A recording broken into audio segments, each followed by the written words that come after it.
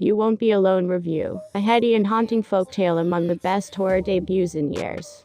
With just short films under his belt before this, Stolevski is operating at a higher, more assured level than most, with a great deal more experience as a director. He's as thrilled by the specifics of nature and human interaction as his protagonist, picking out the curious small things and suddenly making them that feel that much bigger, cracking open this world for us all. As a writer, he's capable of remarkable insight and empathy, shown most effectively in the late stage reveal of a harrowing backstory for the wolf eateress, a woman destroyed by male expectation and judgment. His film toys with fairy tale fantasy and gruesome body horror. There are plenty of torn innards on display, but he has ultimately created something indefinable, gloriously so, like nothing we've really ever seen before and like nothing we're likely to see again. The stereotype of Malick, at least in perception, is that any movie with fields of wheat shots belongs to him. And indeed, You Won't Be Alone has those. But it also uses voice-over faux poetry as its primary means of exposition. Internal monologues, translated via subtitles into an odd sort of slang representing an older Macedonian dialect, drive the tale of our protagonist Sara Klimoska, initially, then a variety of actresses and actors including Alice Englert, Carloto Cotta, and Noomi Rapace, the baby from that opening scene. Raised alone in a sacred cave, to evade a promise made under duress to a witch, Navina eventually finds herself claimed by the supernatural crone anyway, and granted shape-shifting powers. Like most things in Stolevski's shocking and gradually deepening debut, that above-mentioned cat isn't quite what it seems.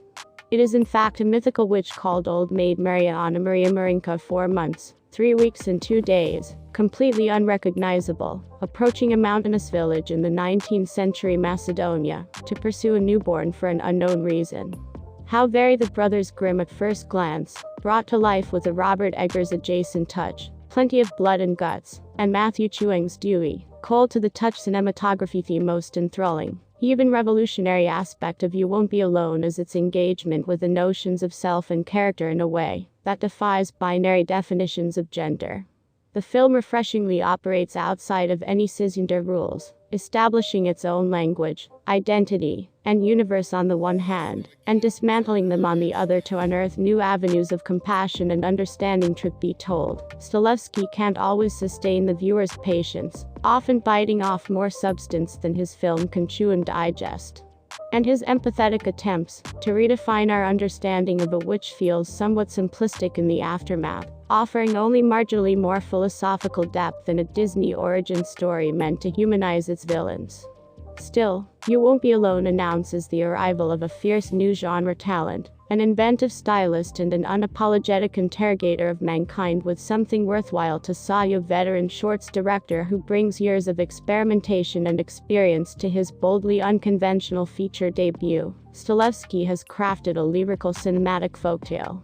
The language and setting are unfamiliar, a 19th century Balkan village, where people speak in a half-forgotten local dialect, but there's a clear narrative logic to it all. Even if the first time through, audiences may as well accept they won't get everything about the plot. Rest assured, the film grows richer upon repeat viewing, at which point our brains have had time to connect the dots of its rather complicated mythology.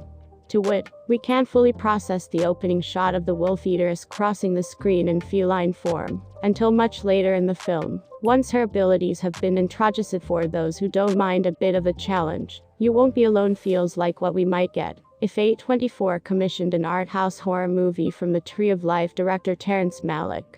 The film was actually produced by Causeway Films, the company behind The Babadook, and will be distributed by Focus Features in the US.